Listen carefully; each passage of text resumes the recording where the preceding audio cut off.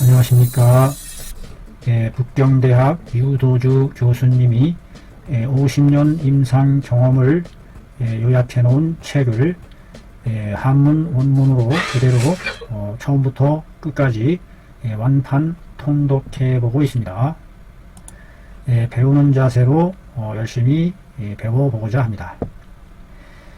이번에는 산후에 몸살, 온몸이 아파오는 그와 같은 사례가 있는데, 어떻게 해서 온몸이 아파온 것이고 이에 대한 해결을 어떻게 해 나가야 할 것인지에 대해서 공부해 보고자 합니다. 성은 란씨이고 여자 31세의 젊은 여자, 93년도에 있었던 일입니다. 산후 1개월 뒤에 몸이 아파오고 허리가 아프고 두 다리가 후들후들 힘이 없는 것이 마치 체면화 같다. 체면화. 체자는 발족자가 들어갔네요. 발로 밟을 채. 면화를 밟는 것과 같이 두 다리가 후들후들 힘이 없더라. 땀이 나오매 바람을 싫어하고 호흡이 촉급하고 말이 더듬고 게을러지며 대하가 잠옷 많이 흘러내리더라. 이와 같은 상태입니다. 몸이 아파오고 왜 몸이 아파올까? 허리도 아파오고 왜 허리가 아파올까? 두 다리가 연하여 목화꽃을 밟는 것과 같이 후들후들 힘이 없고 땀이 나오면서 바람을 싫어하고 풍한에 감촉됐을 가능성이 있네요.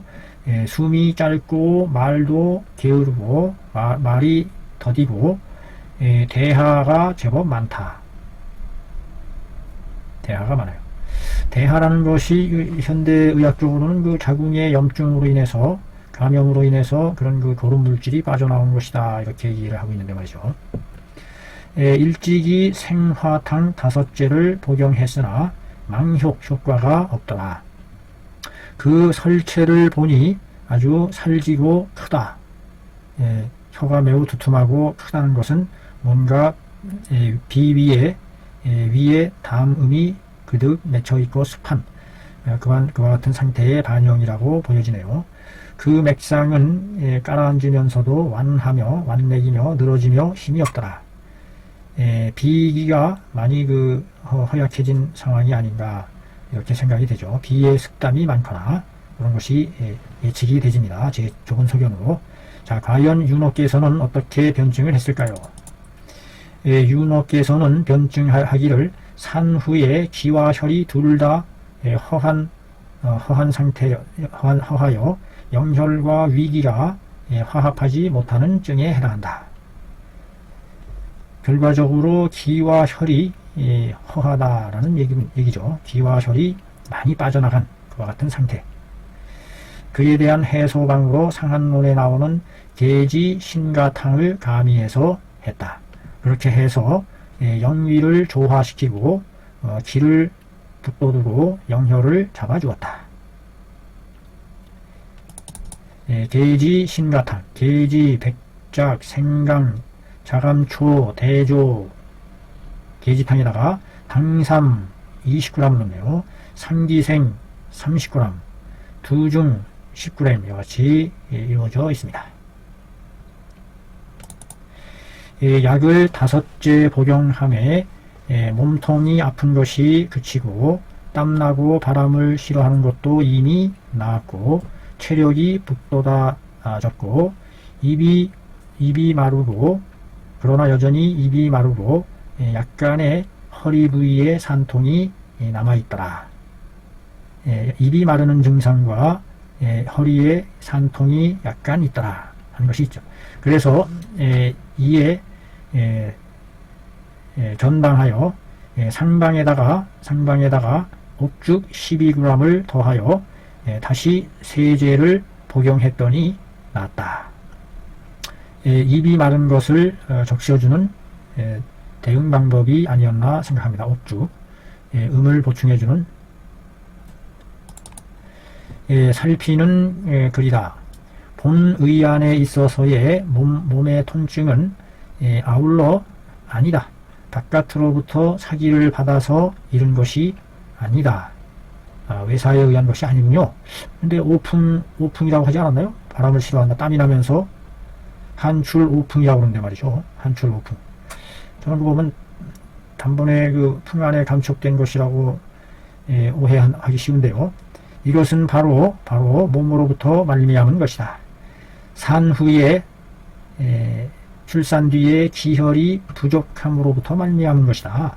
아하, 기혈이 부족하면 온몸이 아파오겠죠. 온몸을 충분히 적셔주고 채워주지 못하니까.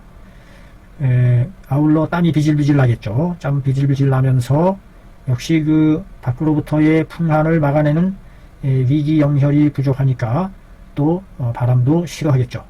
그 핵심은 바로 기혈 부족 하나로 끝나네요. 기혈 부족. 그래서 경맥이 길러지지 못하므로, 그러므로 맥이 오는 것이 가라앉으면서 약간 뜨는 것이다. 약간 떠오른다고 그랬나요? 맥상에 대해서는 여기 안 나왔던 것 같아요. 맥이 침완이라고 그러는데, 침완. 가라앉으면서 느리다. 여기는 약간 뜬다라고 그랬단 말이에요. 병이 기혈이 부족한 것에 속하니 기가 따뜻하게 덮여주지 못함에 혈이 윤택하게 적시지를 못하게 된다.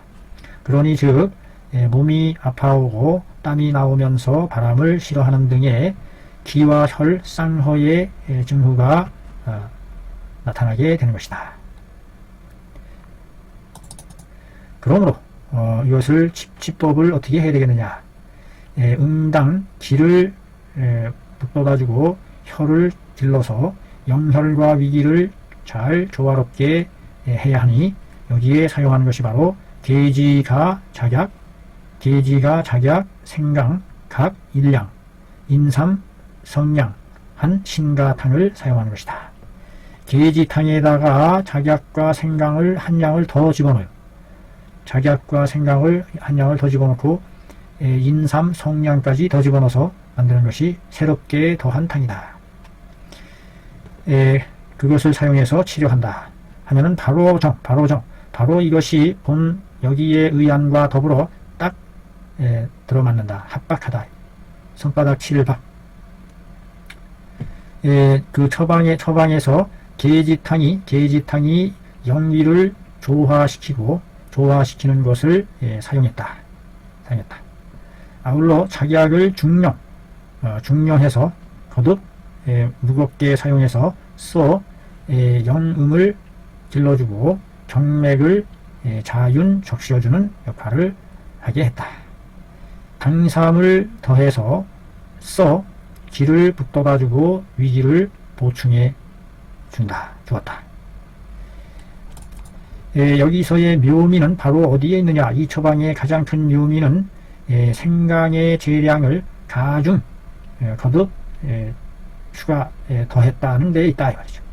이 생강이 바로 한 방면에 있어서 능히 고무시켜준다. 영음을 고무 북돋아 춤추게 한다 이 말이죠. 북고 춤추무 북돋아 춤추게 해준다. 영음을 북돋아 춤추게 하여 밖에까지 도달하게 해줄 수가 있다. 그래서 그 밖에 있는 위기와 더불어 서로 잘 화합하게 하는 것이다. 또 다른 한 방면은 바로 그 생강의 매운 흐트러트리는 힘을 빌려서 그 무엇을 잡니다. 이끼 양령 보양지 공을 여기까지 하는 겁니다. 기를 북돋아주고 영혈을 길러주어 보양해주는 공로를 그 공을 최표에까지 도달하게 해준다. 생각이. 그래서 그것으로 하여금 더욱더 직접적으로 치료작용을 발휘하도록 하게 하는 데 있다. 약의 성분을 직접적으로 치료작용을 발휘할 수 있도록 하게 하는 데 있다. 그러니 가위 일거이 수득이로다. 가위 하나를 들어 썼음으로 해서 여러 개의 소득을 얻는다고 이룰 수 있겠다.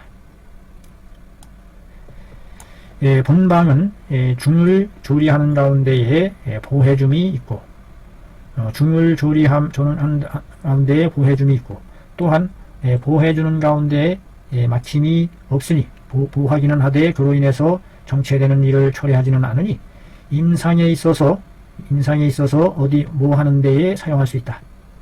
즉 발한시킨 뒤에 사용할 수 있다. 발한시킨 뒤거나 혹은 부인이 월경 뒤에 또는 출산 뒤에 사용할 수 있다.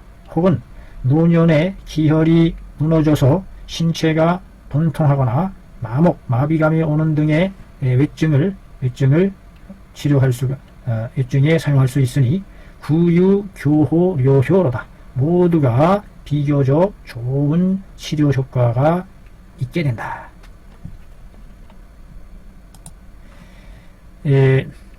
산 후에 몸이 아파오는 몸살기가 있을 때에 그것을 대처해 나가는 방법에 대해서 공부를 해봤습니다.